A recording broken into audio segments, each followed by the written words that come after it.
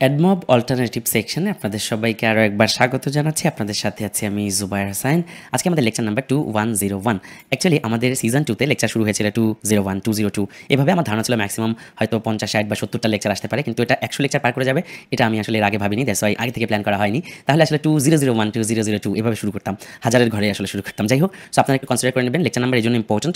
আমরা যখন কোনো প্রবলেম পোস্ট করি অথবা যে কোনো কিছুতে লেকচারের রেফারেন্স দেওয়া, লেকচার নাম্বারের রেফারেন্স দিলে বুঝতে অনেক সুবিধা হয়, একই সাথে হোমওয়ার্কগুলো জমা দিতে, দেখতে সব কিছু মিলাতে অনেক সুবিধা হয়। যাই হোক, এখন থেকে আমাদের লেকচার আসলে 2101 এরকম শুরু হলো। গত লেকচার থেকে শুরু হয়েছে 2100, মানে দুইটা আপনারা কনসিডার করবেন, সিজন 2 এবং 101 হচ্ছে সিজন 2 এর লেকচার নাম্বার, সিজন 2 2101 আজকের লেকচার নাম্বার। সো নতুন এই লেকচারে স্বাগত জানাচ্ছি। আজকের এই লেকচারে মূলত আমি আপনাদেরকে একটু হোমওয়ার্ক দিতে চাই।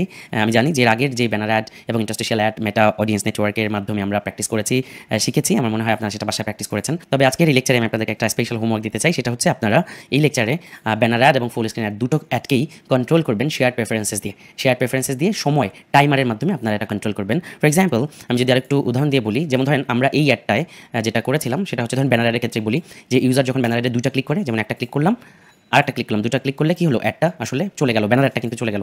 এখানে আপনারা অন্য একটা অ্যাড দেখতে পাচ্ছেন, এটা ব্যানার অ্যাড আলটিমেটলি চলে গেছে।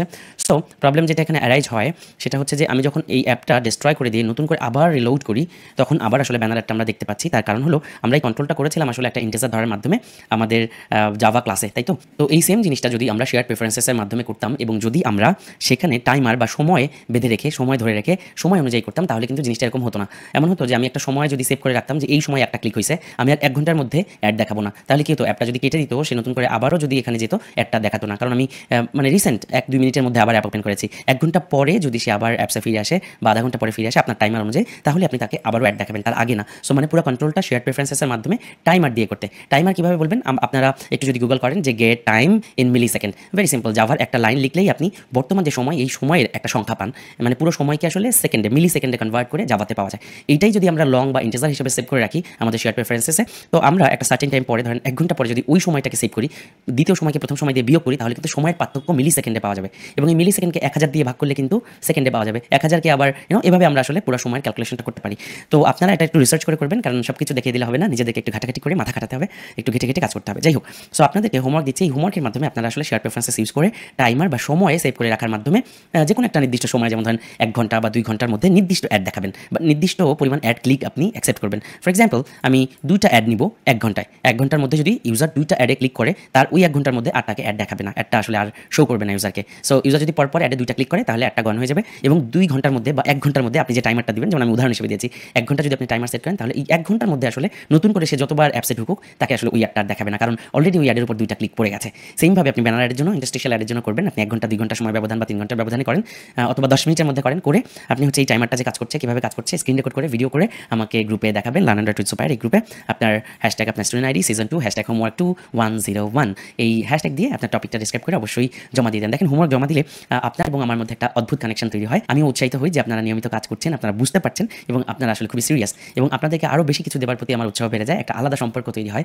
একই সাথে এটা একটা আসলে কমিটমেন্ট তৈরি করে। আপনি যখন একটা কাজ করে নিয়মিত দেখাবেন, দেখবেন যে আপনার মধ্যেও একটা ভালো লাগা কাজ করছে। তাই আমি সবাইকে রেকমেন্ড করবো যে আপনারা অবশ্যই নিয়মিত হোমওয়ার্কগুলো দিবেন। স্পেশালি আমি যেই হোমওয়ার্কগুলো বা অ্যাসাইনমেন্টগুলো গাইডলাইন করে দিই, সেগুলো তো অবশ্যই, পাশাপাশি আপনারাও নতুন নতুন কিছু যদি ইনোভেট করেন, প্র্যাকটিস করেন, সেগুলো কী করছেন সেটা আমাদের সাথে শেয়ার করবেন গ্রুপে।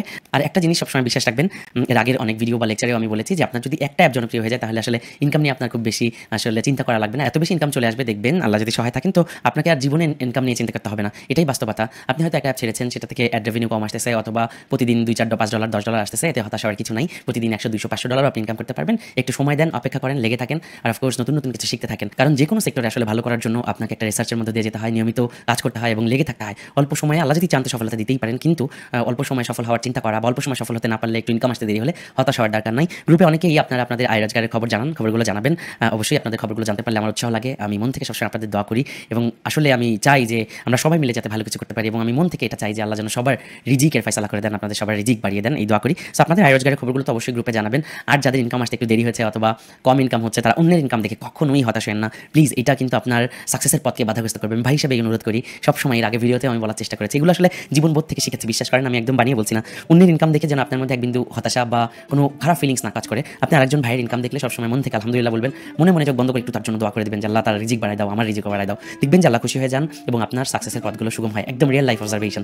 সো সবসময় অন্যজনের ইনকাম দেখলে এটা নিয়ে ব্যাড ফিলিং যেন আপনার মধ্যে না আসে, পজিটিভ ফিল নিয়ে সবসময় আগাবেন, নিজের কাজ করে যাবেন, অন্য কাউকে ফলো করার দরকার নেই, নিজের উপর আস্থা রাখবেন। আপনার স্ট্রাগল আসলে যত বেশি হবে, আপনি যত বেশি সময় ধরে লেগে থাকবেন, যত কষ্ট করবেন, আপনার সাকসেসের পরিমাণ তত বেশি হবে ইনশাআল্লাহ। আর আমি সবসময় লেকচারে এবং বিভিন্ন জায়গায় বলার চেষ্টা করেছি যে আমরা যেহেতু শুরু করেছি ইনশাআল্লাহ এর একটা শেষ দিকে ছাড়বো। দেখা হচ্ছে পরবর্তী লেকচারে।